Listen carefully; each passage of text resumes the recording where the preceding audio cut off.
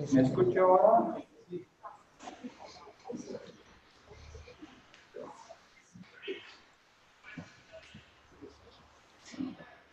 ¿Vale? Buenas tardes. This is a very special session for our conference call. I thank you all for being here. We have two very distinguished guests, and without any further ado, I'd like to introduce both of them and start our conversation with Father Gustavo Gutierrez and with Jenna Knapp about the section B, the witness and legacy of Oscar Romero. So, no introduction is Father Gustavo Gutierrez. But I will say that we all know that his book from 1971 on the Theory of Liberation, a theology of liberation, changed the way many of us think about the very past of theology and past of the church in the modern world. There's many other books which I could talk about on Job, We Drink from Our Own Wells, a very, very important book about Bartolomé las Casas, which talks among other things about human rights. He was, up until last May, had chair professorship at the University of Notre Dame, so I'm very pleased to say he's a distinguished professor emeritus and distinguished fellow. But what I want to say most of all about my dear friend Father Gustavo is that he has been, from his earliest years, in Latin America, in Ceylon, un animador pastoral. The word is very difficult to translate. And more so than being an academic theologian, more so than being a great priest, Dominican father, and John, he's given life to the Church of Latin America, to the Church of Latin America, and to the world. Our second speaker, we're also very lucky to have with us, Jenna Knapp, received a BA in Anthropology and Peace Studies from the University of Notre Dame in 2014, and MA in Peace Studies in 2016. Jenna is the director of Nueva Esperanza, a nonprofit in San Salvador that awards college scholarships to youth in marginalized urban communities to demonstrate commitment to local peace-building efforts. Two more things about Jenna. First, she's been very pivotal in the way that we've done this conference. She's been one of our main advisors from the Notre in helping us put this together, and I'm very, very grateful for that. I'm very, very grateful that we're going to be able to talk about her book, Tras la Máscara, Beneath the Gangster's Mask, about the prison poetry,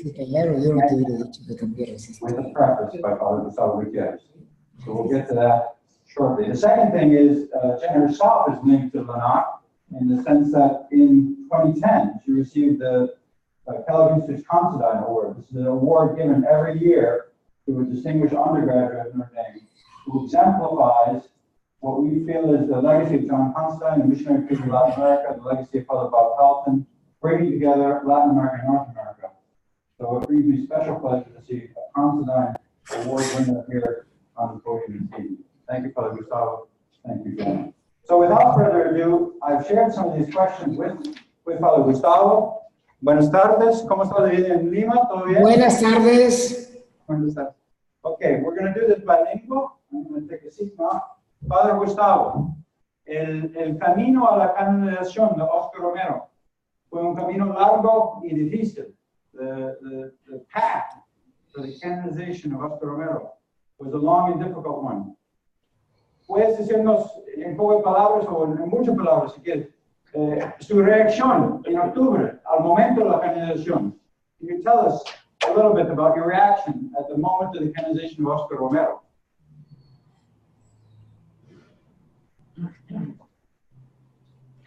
¿Cómo reaccionaste a la canonización de Oscar Romero? Bueno, con gran gusto, por cierto, pero como muchos, estaba seguro de que eso iba a venir. Entonces, no es una sorpresa, pero sí es un gran gusto de tenerlo, bueno, la canonización, etcétera, ¿no? Vamos a dejar la traducción a Rocío por un minuto. Rocío. He told us that the canonization of Romero was, he was very pleased to experience that, to know that that was happening, but as many others, he was sure it was going to happen, so it was not a surprise for him. Gracias. Padre Gustavo, hay muchas preguntas sobre Romero, Papa Francisca y Teología de Liberación, pero yo quiero enfocarme en la cuestión. ¿Hay una sintonía entre Oscar Romero, el testimonio de Oscar Romero y la teología de Papa Francisco? Is there some harmony, is there some underlying unity between the legacy of Oscar Romero and the theology of Pope Francis? Bueno, hay una sintonía que tiene un punto único, digamos, que fue el concilio y la conferencia de Medellín. Y entonces, si esos dos puntos en el siglo pasado estaban así, hay una sintonía en lo que me acabas de preguntar, porque no son cosas que han caído así del cielo, no, sino que es todo un proceso. Tengo más para decir, pero prefiero detenerme. Perfecto, Rocío. He clearly sees a symphony and a relationship between the work of Romero and the theology of the people of Francis, especially because of the influence of the Second Vatican Council and the Conference of Medellin. They were not isolated events, so he said that there is clearly a relationship and effect in their theology. Hablando de Medellín, y voy a hablar de Medellín junto con Puebla, porque usted ha participado en las dos conferencias generales y ha tenido un papel no menor. Pero hablando de eso, yo creo que tengo un ensayo suyo de 2010 sobre Oscar Romero y la opción preferencial por los pobres. Father Gustavo, can you please tell us something about Oscar Romero and what the canonization means for the preferential option for the poor? Disculpa, no escuché bien. ¿Qué es la relación entre Oscar Romero, ahora San Romero, y la opción preferencial por los pobres? Bueno, no podemos decir eso porque Romero entra ya él mismo a tomar los avances de tiempo, está anterior a su presencia. Él cambia, fue hecho obispo en 1970 y el primer contacto que tiene con la teología de la liberación es un curso de teología que en el año 72 él ya era obispo y era organizado por el CELAM. Hubo 4 sesiones de semanas y yo tuve la de la segunda, y yo ya hablé ahí de esto, o sea que los tiempos son muy cortos porque vienen rápido, pero no hay una cosa totalmente, él asume eso naturalmente sobre este tema. Bueno, vamos a dejar la palabra a Rocío, entonces. The question regarding the preferential options for the poor and the knowledge of Saint Romero about it, Father Gustavo says that that he couldn't affirm that because Bishop Romero became was named as a bishop in 1970, and by then his first contact with the theology of liberation, was in a class of theology in the year 1972. It was organized by the CELA, and there were 4 sessions during the weekends, and Father Gustavo had one of those sessions, the second one, and then he taught about the theology of liberation. So by then, when Saint Romero was already a bishop, he became knowledgeable, or he knew about theology of liberation, and he assumed it was his ministry. ¿Puedes contarnos algo de Romero como alumno?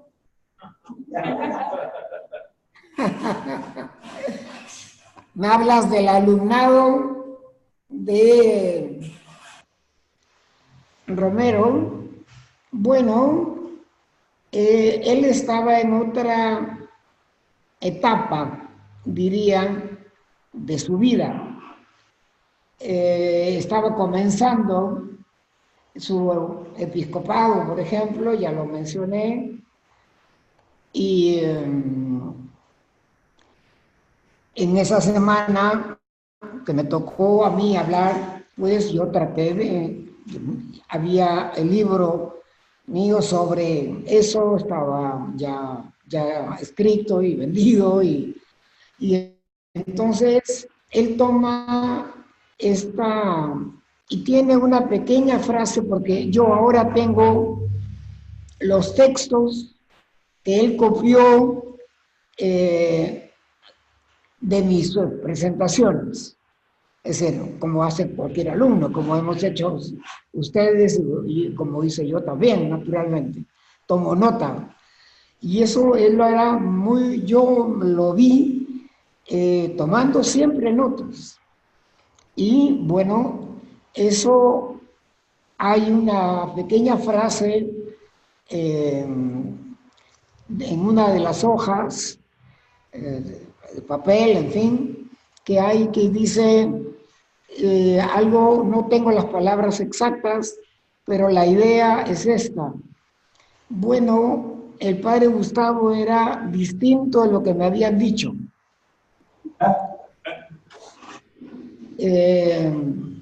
Es un poquito más larga también, en fin, no. Bueno, pero era una manera de ver, que yo sinceramente pienso mucho eso, una abertura siempre, ¿no? Era una persona que lo han llamado tradicional, conservador, etcétera. Bien, en realidad yo diría que era un hombre muy honrado, ¿no? Dispuesto a cambiar, él mismo no sabía que era dispuesto a cambiar, naturalmente, y que tuvo esta actitud. En los años 72, él va a Santiago de María, que es ahí donde cambia, ¿no? Cuando se habla de conversión, bueno, yo respeto todo, ¿no? Pero no estoy seguro que se llame conversión. Yo creo que es un progreso más. No se convierte tanto, ¿no? Y creo que ese punto en los 70s, comienzo de los 70s, es en que él entra en esta situación, ¿no? Comienza a comprenderlo, y eso es en Santiago de María, con el trabajo de los pasionistas. Qué bien. Bueno, vamos a dejar una interacción con... The question about Oscar Romero as a student, he said that he was in another, when he got Saint Romero, Romero was in another stage of his life. He was started as bishop. So that week when he was teaching Oscar Romero, Romero wrote a sentence as a note, because he saw the notes of Oscar Romero when he was a student of Father Gustavo, and the note was something like, he doesn't remember exactly the words, but the idea was that Father Gustavo was a different person than I heard. So it shows to him that Oscar Romero had an openness, and he was not a traditional person because he was open to a change. He was a very honest man, open to change, and that had his attitude in the 92 in office of Father Gustavo, when he was in Santiago de Maria, and then he started the process of changing, because he emphasizes, Father Gustavo, that conversion is not just a mistake, but a progression. And then, in that experience of Romero in Santiago de Maria, this process started. Hay un tema ya discutido por Cardenal Rosa Chávez y también promovido por nuestro colega Padre Felton, pero eso va directamente a la cuestión de la apertura de Oscar Romero. Pero ahora, después de la canonización, ¿es posible pensar en Oscar Romero como doctor pastoral de la Iglesia? So there's a question that has been already discussed by Cardinal Rosa Chavez in El Salvador, and there's been a favorite theme of Father Bob Pelton, who's just joined us, and that is whether after the canonization, the Church, starting with the Church of El Salvador, could recognize Oscar Romero as a pastoral doctor of the Church. ¿Qué piensa? Bueno, yo estoy en la respuesta por el lado de que esa definición, digamos, del doctor de trabajo, etcétera, yo encuentro que es una cosa muy, muy excelente, ¿no? Porque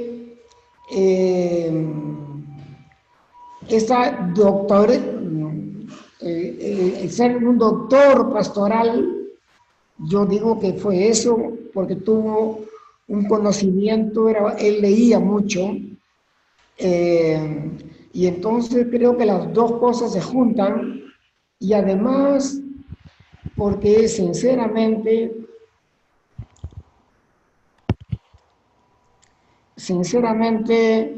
lo que el doctorado teológico y universitario, bueno, es un doctorado académico, ¿no? Y yo pensaba en una frase famosa de un pensador francés, Blaise Pascal, que decía que un gesto de amor a otra persona vale más que todas las teologías. Bueno, yo creo eso también. Y entonces, el estar en esa situación tranquila, sencilla, él no cambió totalmente y no tenía por qué hacerlo. Y lo que importaba son todos los finales de sus homilías, ¿no?, de domingos, que es la que entra en el terreno de lo que está pasando en su país. Son homilías que siguen todas ellas la cuestión de, bueno, todas, tal vez no, pero muchas, el ver, juzgar, actuar. Y el actuar, que es el que termina y el que es el más importante, yo creo que él lo tuvo y lo pensó. Entonces yo, claro, la fórmula de doctor del mundo pastoral me parece muy importante. Yo creo que esa reacción de Pascal, de el hecho, ¿no?, es la relación con el otro. Esa es lo importante. Y antes hemos dicho seguramente que es muy importante que tengamos tal cosa, pero no lo hacemos. Entonces lo más importante es lo que se hace, ¿no? En teología decimos que la teología viene en el segundo momento. El primer momento es el actual y entonces viene el para reflexionar sobre lo ya hecho, ¿no? Bien, es posible, muchas veces la gente piensa que grandes palabras hace doctores y yo pienso que puede ser correcto si a lo mismo le añade esa persona una práctica importante, que no es una cosa así nomás de que yo tengo que terminar con algo, no, un compromiso serio con lo que pasa. Y si tomo esa perspectiva, sí estoy de acuerdo entonces con ese doctorado. Muy bien. Okay. So the question about considering Oscar as a doctor of the church, Father Gustavo agrees that it's an excellent thing. It's very good news to consider that, because first he knows that Oscar Romero was a good reader, and because he also believes that honestly a PhD or a doctorate is an academic thing, but he quotes Pascal saying that a gesture of love to other people is more valuable or significant than any theology. So considering that, Father Gustavo remarks that Oscar Romero knew what was happening in his country that was seen in his homilies. The phrase or the method of see, judge, and act was practiced by Oscar Romero, especially the act part, because, and then he goes back, Father Gustavo goes back to the idea of doctor of the church. He says that it's very important as it highlights the relationship with the others, the practice, and especially what we do. The theology is in a second place, because first, as we also learned in these classes, first comes the act and then theology. So act and then reflection. There are no big words, you would say. It's important to practice a commitment with what's happening. So in that way, he totally agrees with the idea of Oscar Romero as doctor of the church. Permíteme terminar un poco este mismo punto todavía. Se ha hablado mucho de la conversión de Romero. Bueno, la gente tiene el derecho de decir lo que piensa y algo de eso puede estar presente. Yo simplemente quisiera decir que no estoy de acuerdo porque creo, lo dije un poco hace un momento, que él, donde comienza a cambiar, es cuando fue 2 años y algo obispo de Santiago de María. Y ahí que son de cambio. Y ese cambio, todo el mundo lo veía como un sacerdote leído en Roma, ¿no? En plena guerra, además, ¿no?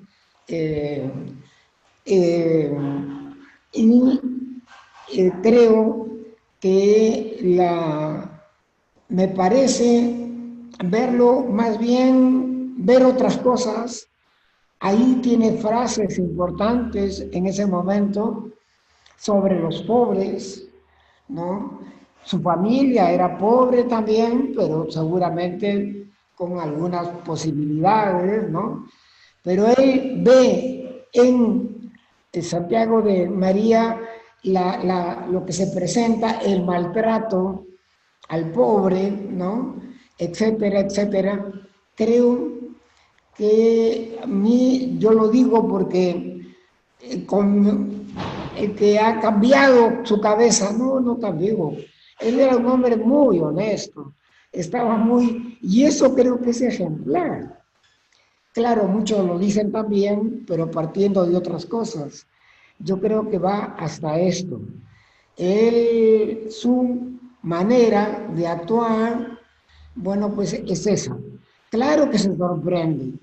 Por ejemplo, yo puedo decir que tomó cierta desconfianza de Medellín y al poco rato, de cierto, bueno, meses, ¿no? No, lo que se hizo en Medellín, lo que hicimos en Medellín, él toma la cuestión de opción preferencial por el pobre, etcétera, etcétera, etcétera, ¿no? Y eso no es convertirse, eso aprender, porque tenía incluso la humildad de decir, bueno, yo tengo que aprender, y lo decía cada rato. Bueno, yo lo encuentro muy interesante y eso, yo he ido mucho a su país. Antes, cada 5 años había un homenaje a él y yo estaba en varios de esos y me parece que ahí es importante punto de comienzo de un cambio de manera de ver las cosas, el 76, digamos, ¿no? ¿Por qué? Pero es porque había asimilado lo otro, ¿no? Y creo que eso es bueno tenerlo en cuenta porque nos falta a muchos de nosotros tener esa abertura que no es renegar de algo anterior nuestro, sino como un cambio, porque se presenta pues la verdad, ¿no?, de ese cambio. Muy bien. Vamos a ver un ratito.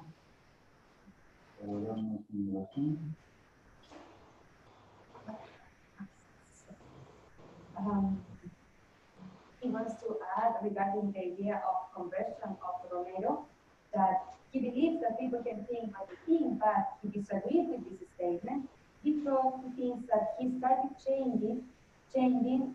Romero started changing when he was Bishop of Santiago de Maria. Before that, he was seen as an arrogant priest from Rome. However, he started to have some ideas of coming from the preferential option for the poor, because he then faced the reality of the poor, even though he was coming from a poor family. Then he saw more clearly the face of the poor. So then he said that what they did together in Medellin, studying the preferential option for the poor, he said that this is not a conversion, this is learning, because he was learning about this idea, and then he attracts and takes this as part of his life.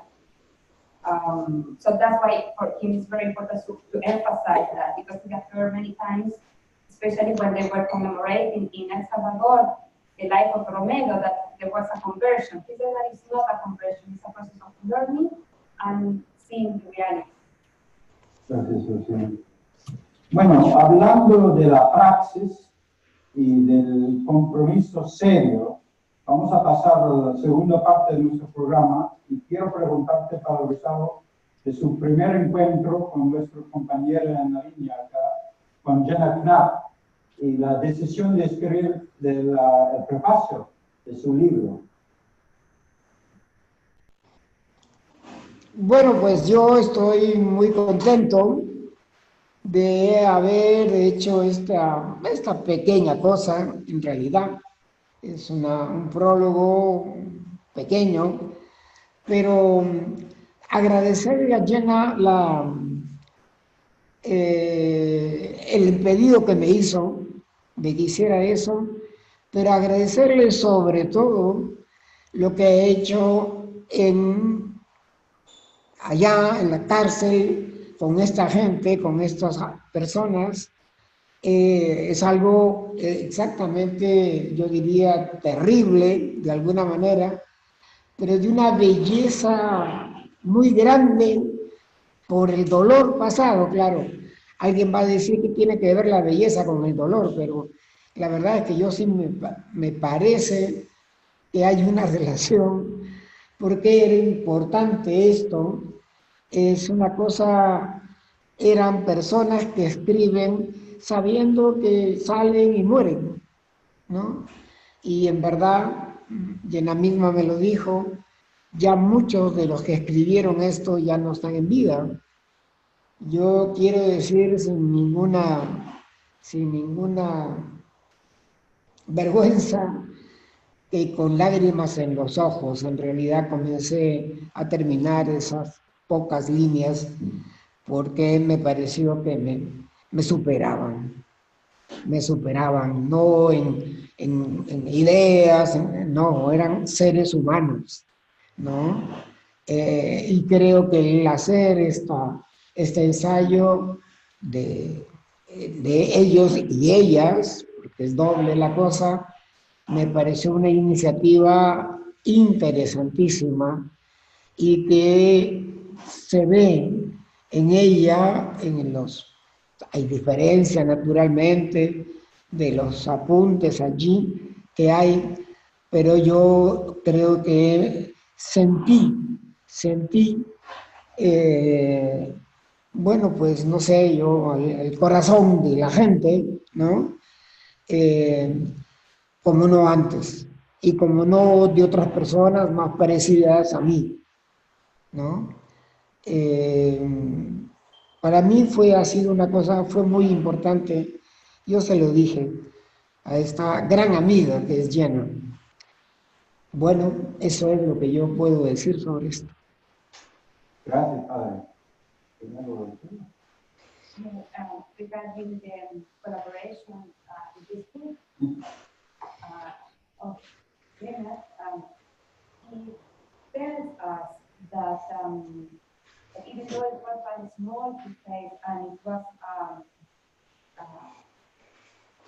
short work to be seen as such, but he said that it's more important for him to thank Jenna for what she has done with the prisoners of the jail.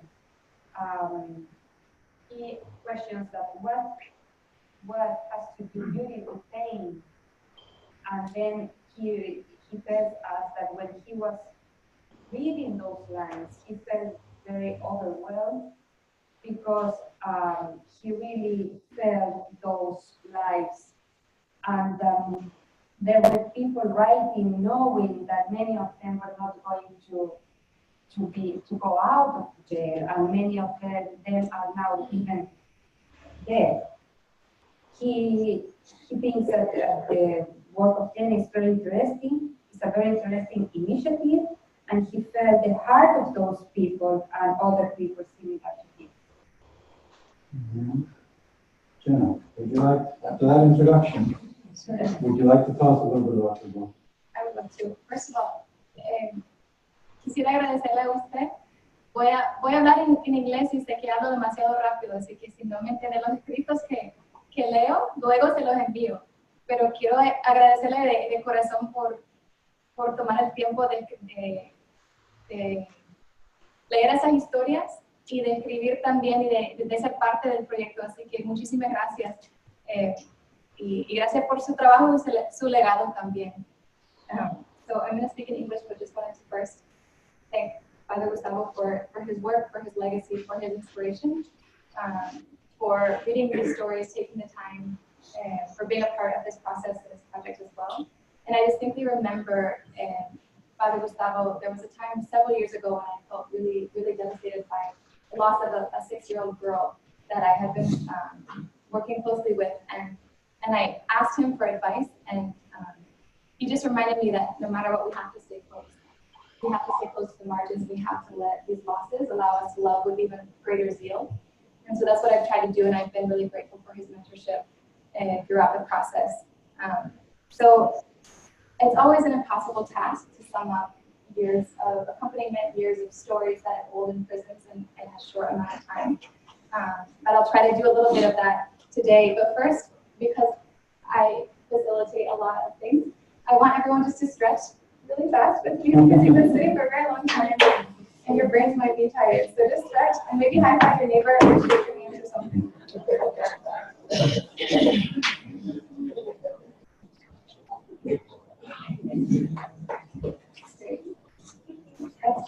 for Rosa. Cambio de estado.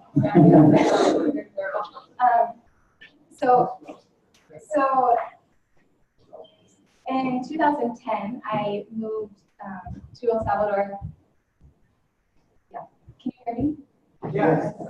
I moved to El Salvador, and I kind of happened into a young women's detention center, and with a friend of mine, and it just became apparent very quickly that what was needed in the center wasn't so much another group to go and preach or teach, kind of fill their minds with something, rather a space to be held, to be heard without judgment, to be received with all of the trauma that these young women were carrying. And so we started this project called Proyecto Cuéntame, that is a creative writing project where we spent essentially most days for a 4-year period having one-on-one sessions with these young women, and then subsequently with young men, listening to their stories. And for me, I somehow made it all the way through Jesuit high school, Notre Dame, being like a social justice champion of the world, without ever once being challenged to think about the prison industrial complex, or militarized policing, or how any of these systems were working to my advantage and to the disadvantage of so many people across the globe. And it wasn't until I went to Salvador and I went to the prisons and I had these conversations that I first was able to challenge all of these concepts of good and bad and right and wrong and deserving and undeserving and us and them.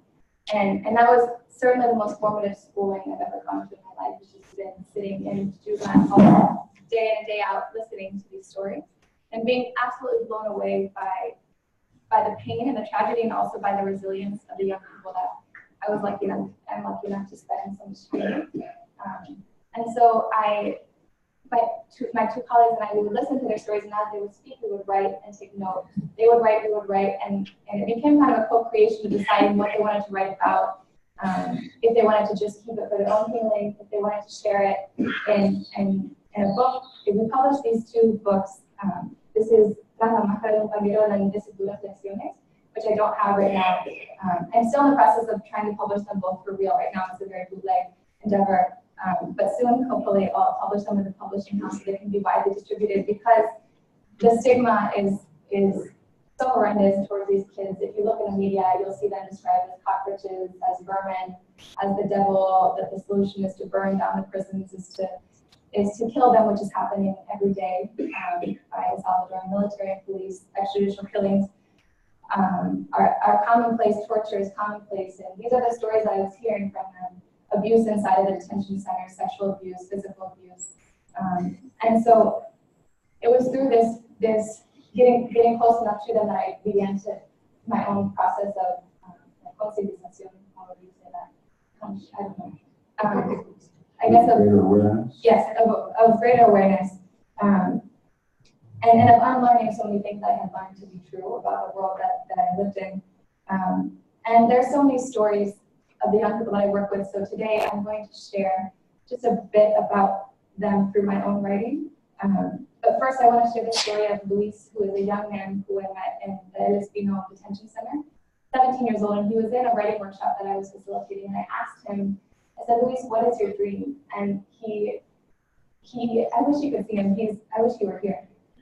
But he's just this very quiet, very humble soul with a beautiful smile and so full of life. And he looked up at me with a sideways smile and he said, I hope that I get shot so that my mom can have me in a box. She can have the coffin there, and that I don't get disappeared like my brother, because then my mom will always be looking for my body like she looks for my brother's, and that's my dream. I want to be shot so she can have my body. And honestly, the more I've worked in these settings, the more I've known kids that have gotten out only to be killed.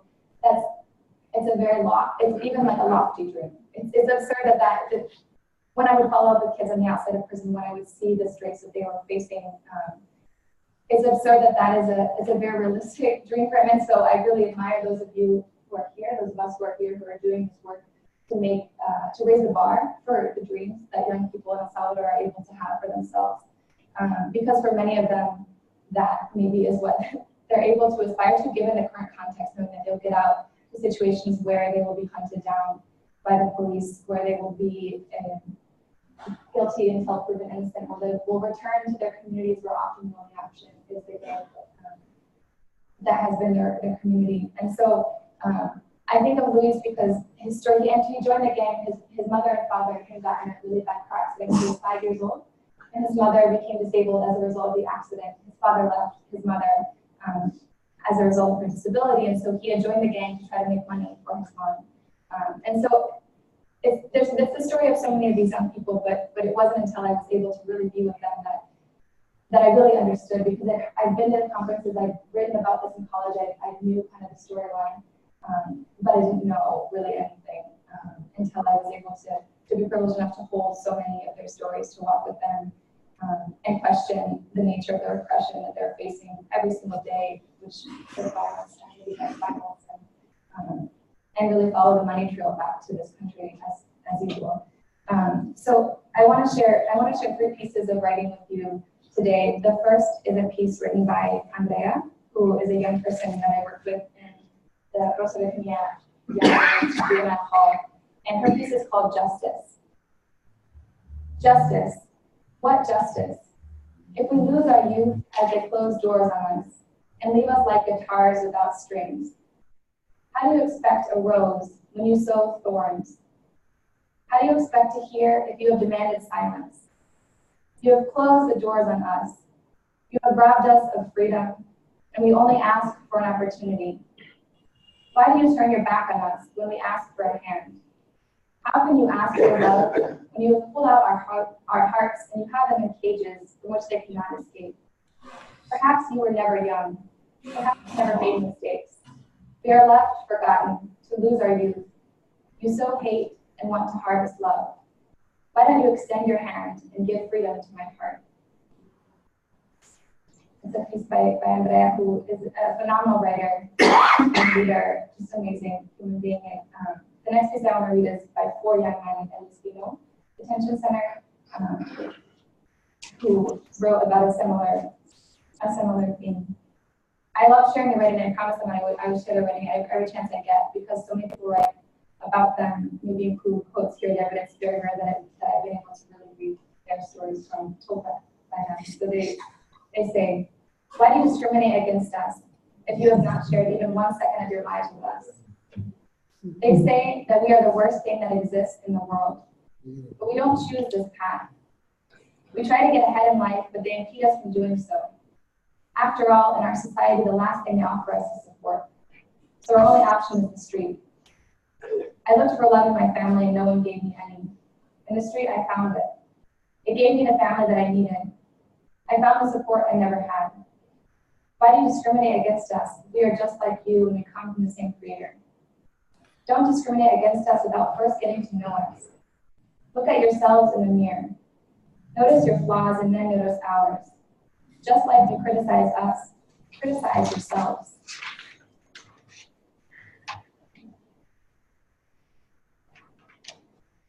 Okay, so that's the end of that first piece, or those first 2 pieces. And the next 2 pieces that I want to share are pieces, they're my own writing. So I've done a lot of facilitating other people's creative processes throughout the years, and I rarely take the space and time to write myself about what I've been living and accompanying the situation of great complexity, because just as these young people are hunted down and are tortured by the state, they also are perpetrating violence. And so I always have that complexity, that dichotomy, and that tension with me. And so this is an experience that I wrote about, that I was reminded of this experience. That's when I was taking a CPR class, but the experience in itself is when I was driving to a graduation at one of the prisons that I worked at. We were going to be graduating the young authors that day. And it just so happened that on our way to prison, as I was preparing for the graduation, and so this piece is about my reflections on that day. I sit in CPR class, learning compressions and 2 breaths can make a difference between life and death. And all I can think about is you, and how we just kept driving. You know who you are. I can only imagine you. All I know about you is the way your body shook with each gunshot lodged into your back. half-moon frame collapsing into the tire you've been changing. We were on our way to prison to celebrate the authors who had spent months perfecting their stories, wanting so badly for the chance to show the world they are more than merely the sum of the murders they've committed. I was rehearsing my role as master of ceremony. My co-workers chattered as I mulled over how to break through discourse, and startling realization. Take half-dead diplomats, seeing just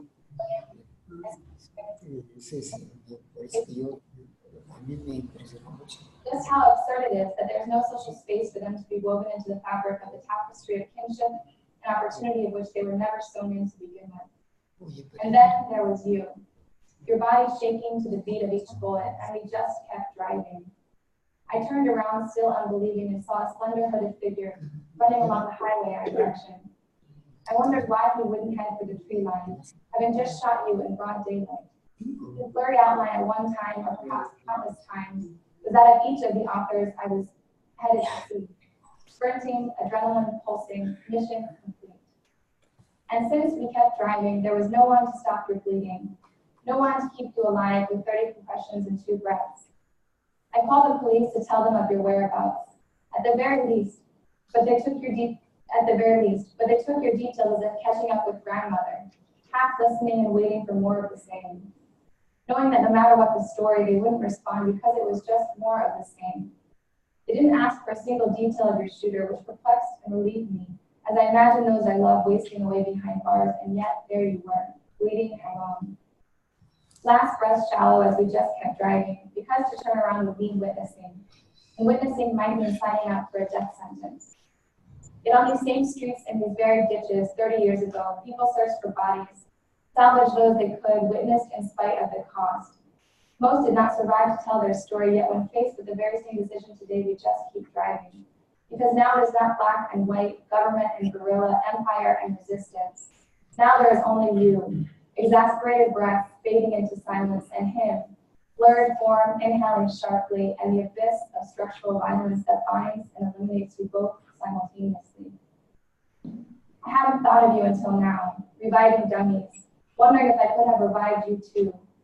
I've tucked you in the trunk of more of the same, deep in my left brain, because to store you on the right side would mean to have to imagine the contours of your face, the way your children said your name, how the water particles in you mirror those in me, so much so that we are in fact more of the same. But your sameness is construed as different than ours on this side of the wall, and so we sit idly by as you die.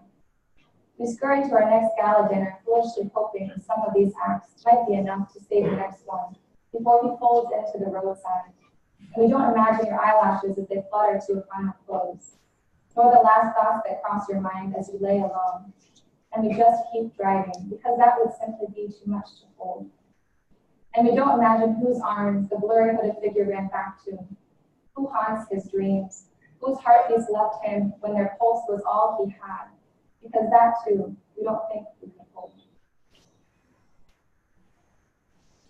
So that's the first piece. And then the final piece that I want to share is a piece that speaks to one of the many sessions that I had in prison, just listening to one youth after another share a bit of their stories. And I share this piece because it brings to life somebody who is caught in the clutches of this violence, and he's a second-generation gang member. And so the longer I did this work, the more I started meeting young people who were second-generation, who had been kind of born into this legacy, whether or not their parents wanted that future for them. And so his name is Casey Barton, and Casey's father had been in the gang and had gotten out of the gang as his children grew up because he didn't want them to follow his life, which is a trend I see many times with many people. And for many, although they get out for the children are still kind of trapped in the cycle. So I want to read this piece, this last piece about Casey Darling. I always wondered how you got your middle name. It's the name I give to so many of you, Darling. It's a good thing your cellmates don't know English. You would surely never live this down. Because, my dear, Darling is the last thing you're collectively working to become. I remember the day classes were canceled and off they ran to watch the soccer game, complete with make-believe radio commentary from your peers, because what else can you do but imagine when cut off from the world? But you stayed with me, finally not competing with 30 others for my ears. And I stayed with you, darling, and you walked me back to a time when you toddled around in chains in oversized t-shirts, already there, in your brain's earliest wiring. And so when Dad prayed to God for you, got out of the gang for you, you were already in it for him, and you refused to wear shirts that fit you. Darling, you were 8 years old, your brother 5, when the Pepsi delivery man came to your block, and you saw the blue-tinted MS peeking above his neckline. You ran home screaming, "Infiltrator, está cagado el pecho," at the top of your lungs, and Dad said, "Don't curse, don't worry." But those 2 letters are all Dad had ever worried about. And now that you were just like him, he asked you to take off the chains he gifted you, not knowing you'd be wearing them along your neural pathways, even if you took them back. Because you now belong to the hatred he has shed to save you from his life of black and white, us or them, kill or be killed. So the next time Pepsi Man came, you gave him a piece of your 8-year-old mind. But you didn't know he too was still wearing his chains. Just like you, he once toddled in oversized t-shirts. So he pulled out his gun, shot your 5-year-old brother in the forehead. You held him, watched him die, 5 years all used up.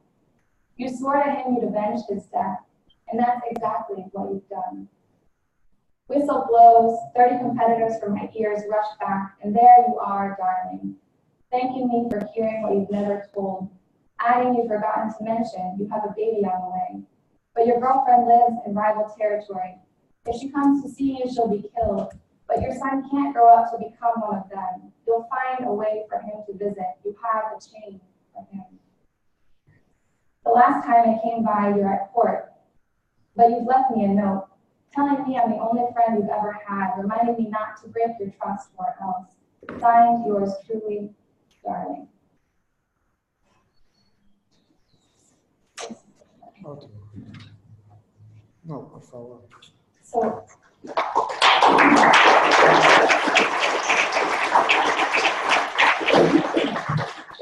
time for real in conclusion, young people like Casey are the young people that are being day in and day out, that are being hunted, that are being tortured in the community where I live in Salvador, and communities across the country.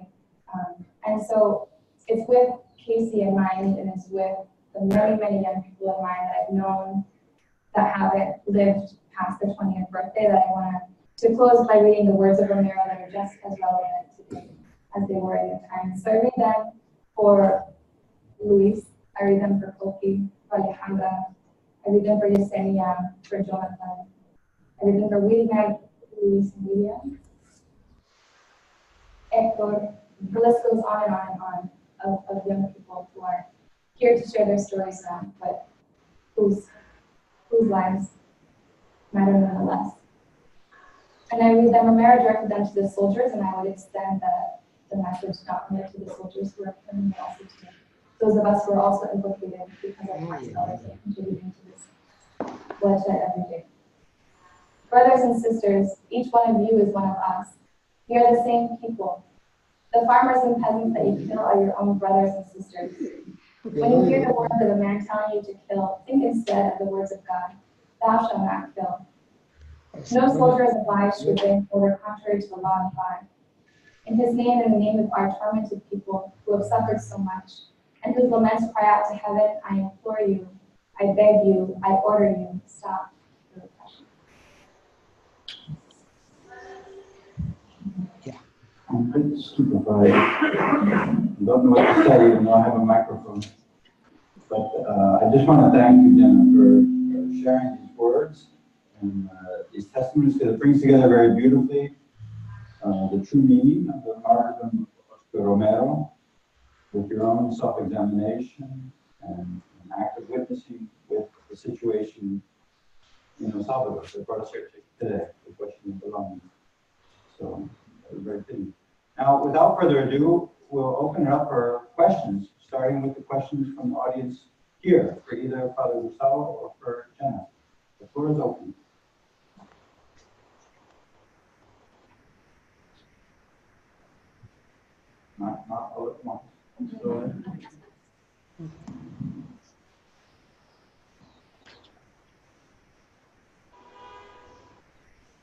Primero, Rosa. ¿Para quién? Ya.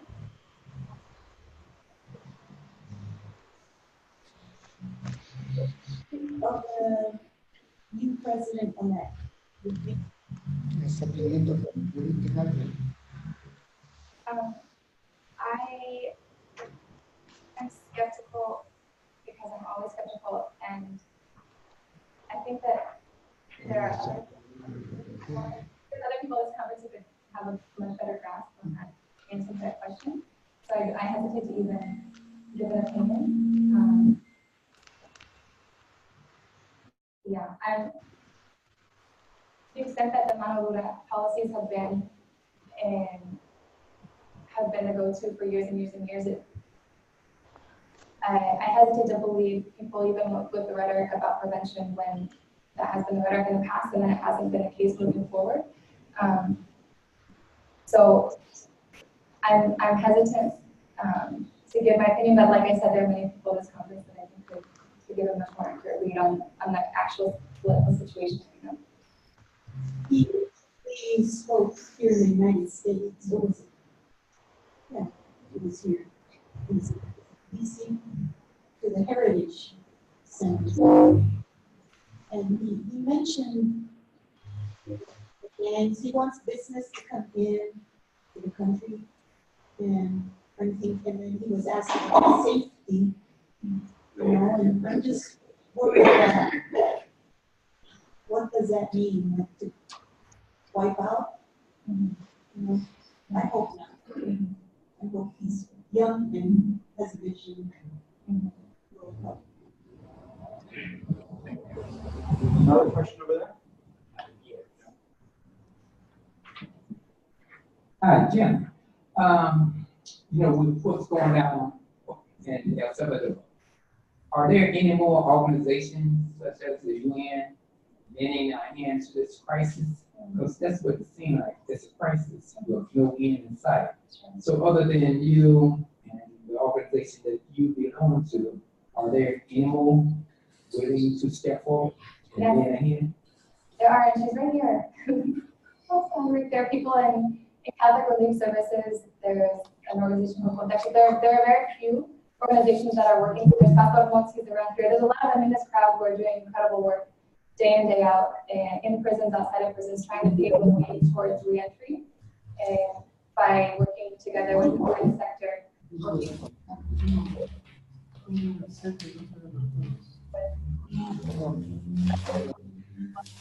And so there are initiatives, they're few and far between. It's really hard to secure funding sources to work with this population. It's also very difficult because of laws against illegal association that make even working with gang members and former gang members something that can put you at risk for being targeted by association. So there are a lot of roadblocks, but even given the roadblocks, there are amazing people, many of whom are here, who are doing this work and who are paving the way forward. Yes. Yeah. Well, I commend you on your dedication and cherish you to keep that good work.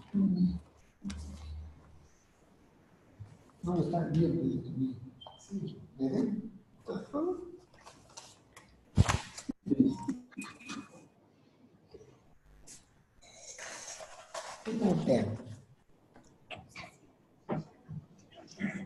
Una pregunta para el padre Gustavo.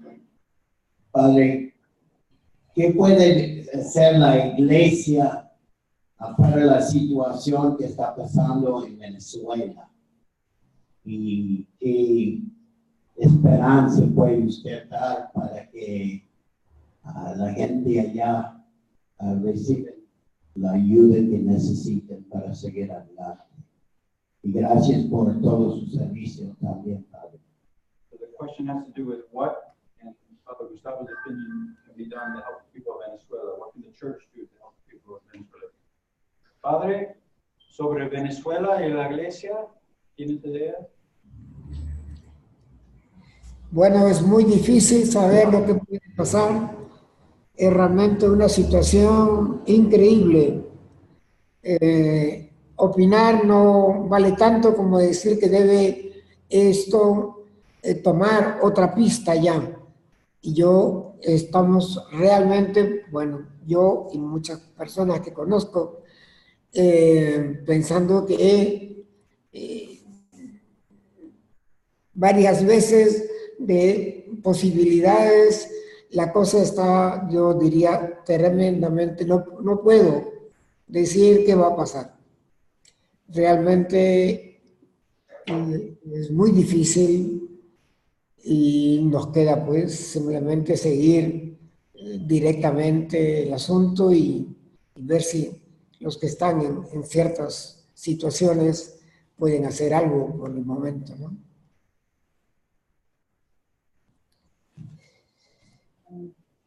He says that he doesn't have or he cannot have an opinion about it because it's not viable only to discuss it, but to do something. He says that he cannot say what or predict what will happen in the future because it is a very difficult situation in Venezuela. It is better to follow people Entonces, so that the event will be good.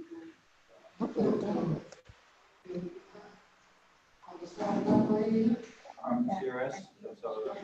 I have a question about solidarity and what that in this. So we saw that through the war, a lot of people tried to for solidarity, and all of a sudden that kind of shifted somewhere else. So what kept you going?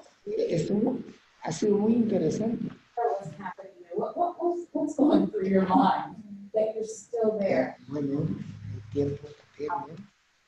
And how what's the formula? Because we need more people. Like,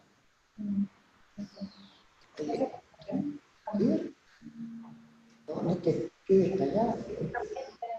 Honestly, this is a been motivation and mentorship and of people like yourself and like Rick who have been doing this for years and who I was lucky enough to encounter along the way, Kevin and Trina, and the example of those who have stayed and continue despite the risks, despite the heart, despite the secondary trauma or firsthand, whatever it may be. And so knowing that I wasn't doing this alone, and also I really do believe that for me at least, it's like once you know, you can't not know.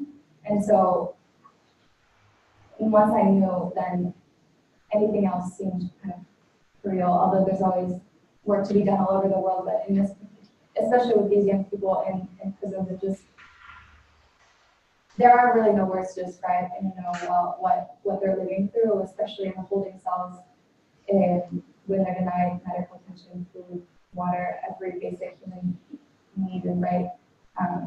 It's just absolutely absurd. And so, in the combination of knowing and then not being able to not know, and also wanting to stay and finding still in the midst of that this spirit of hospitality, generosity, of care,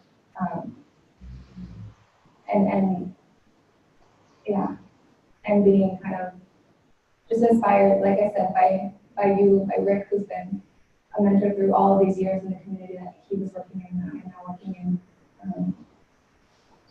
It also, I think, too, a lot about spiritual poverty and coming back to the States and often finding that everyone's it just seems so isolating and everybody in their own little houses. And so while at once it's really difficult and challenging to live in the midst of, like, to always be hypervigilant, mostly in my community because of the police and what they could do if they came in and how everybody is just always on edge waiting for the next, whatever the next move is. At the same time, when I come back here, there's just kind of a sense of loss and isolation of people that, not to generalize, but many communities that have stopped living in communities. And so there's a certain richness that I feel in living and being able to live still in a community where people support one another, although that's also eroding with the violence. And so I think that there's a lot of beauty in the midst of the pain, and the examples of those that are still doing this work, Father Pelton as well. It's just amazing to me to see people that are continuing and get throughout their lifetimes to do this work. And so I'm excited. Thanks. I just wanted to thank you and Father Gustavo for writing the introduction and doing the work, because I think the beauty and the pain is that it is these words from these young people are humanizing all of us, and which is what is being lost in the violence there. And so it really is something that all of us need to come back to constantly, and the work does that. So it really is grateful to hear this and do this in public. I wanted to ask you how you take care of yourself in all of this. That's a trick question. Well, most recently, the writing has been a big piece for me of kind of downloading these experiences, because I feel this weight often of all of the stories that I hold, which are just countless stories of young people who may or may not still be here, and kind of carry that with me and wherever I go, but want to start writing as witness. And so part of it for me has been in sharing these stories and processing through finally so many of the things that I hold. It's a way for me to kind of download some of that in a way that I know it can get out to the world, and also maybe out of my head a little bit sometimes. And I go through spurts of like maybe doing yoga or meditating for 2 days and then stopping for a year and a half and then trying again for a couple of days. So that's not really maybe helpful, but I try here and there to still come back to my own center, which is was not difficult, especially in the community of Salvador I was living, where it's just constant noise and dissonance. And however, yeah, whenever I can come back to the center. And for me, children are really helpful, just being surrounded by children, because they're still so close to their source of goodness, and they always just like remind me back to myself. And so I think spending time with children is going to really help. But I'm definitely not an expert in taking care of myself, and maybe you can attest to. So if you have any recommendations, please.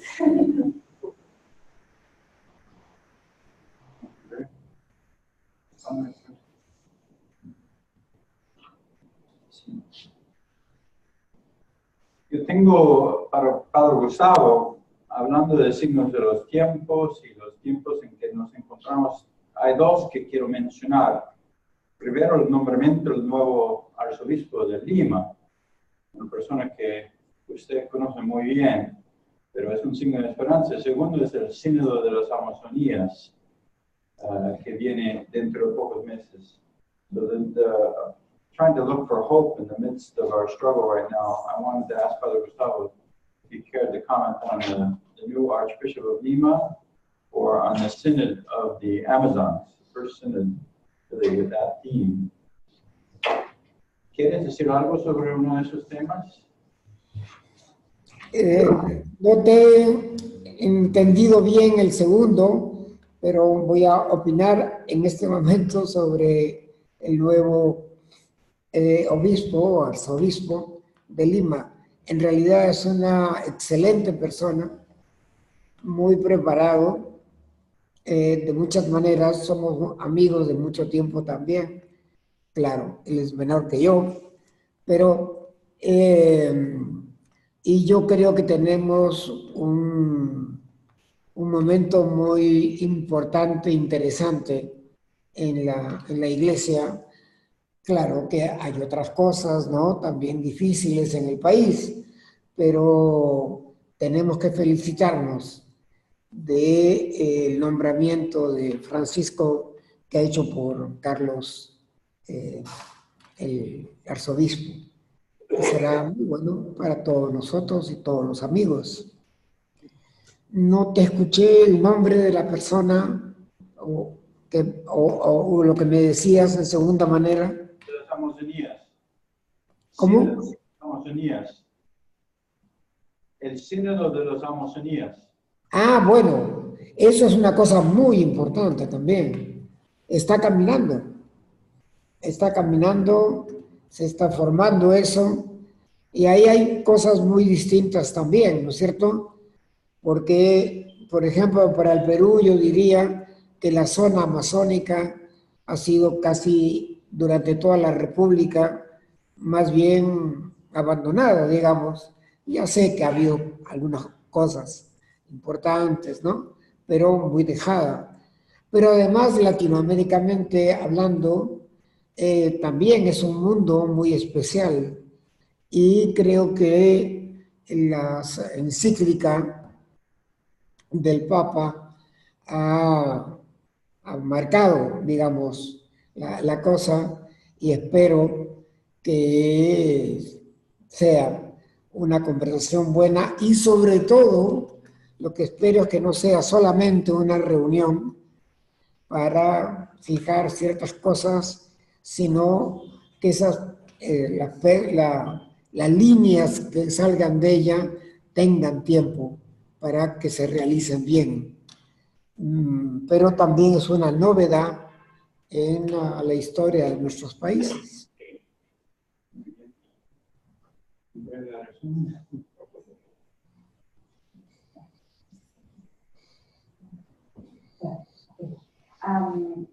So Professor Casarella made two questions. The first one regarding his opinion about the Bishop of Lima. Father Gustavo says that he's an excellent person, he's very well trained, a very good friend of him, younger than him, by the way. He's happy with this nomination, and he says that they are a good time or a good moment in the Peruvian church, regardless that there are other issues in the country. He could congratulate Pope Francis because of his nomination, so it's good news. The second issue, or the second question, was about the Synod of Amazonia, which is going to happen next year, right? Yeah.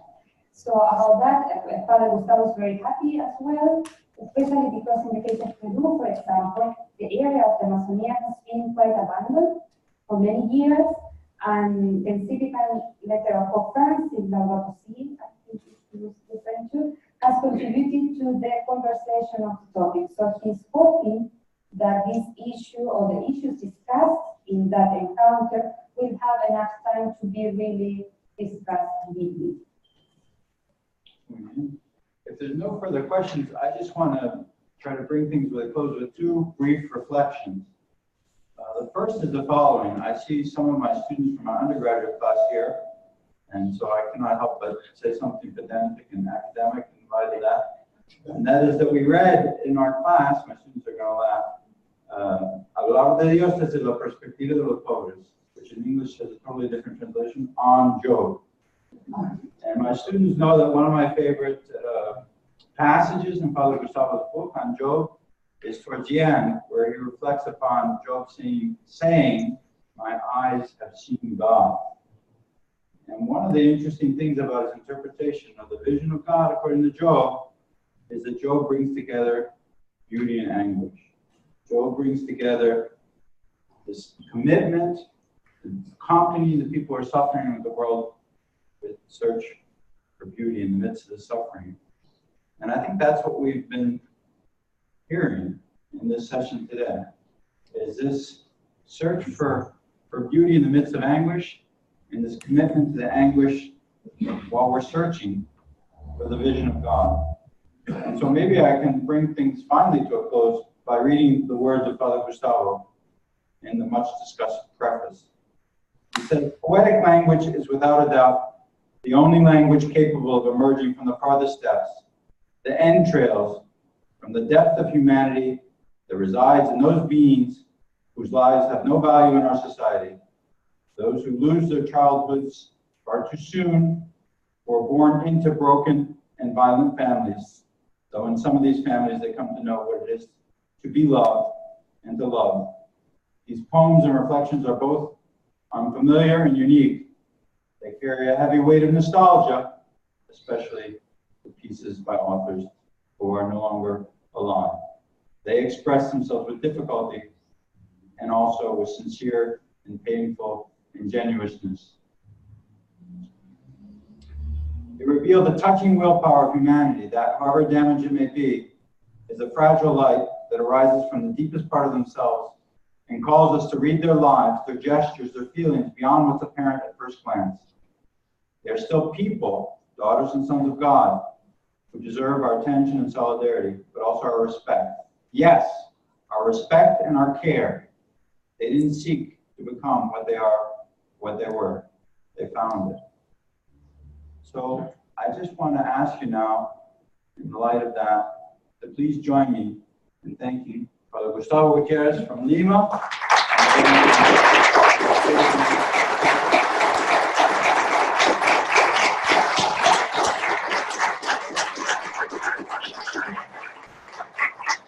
Buen viaje y hasta pronto. Muchas gracias, Padre. Gracias a ustedes. Buenas noches.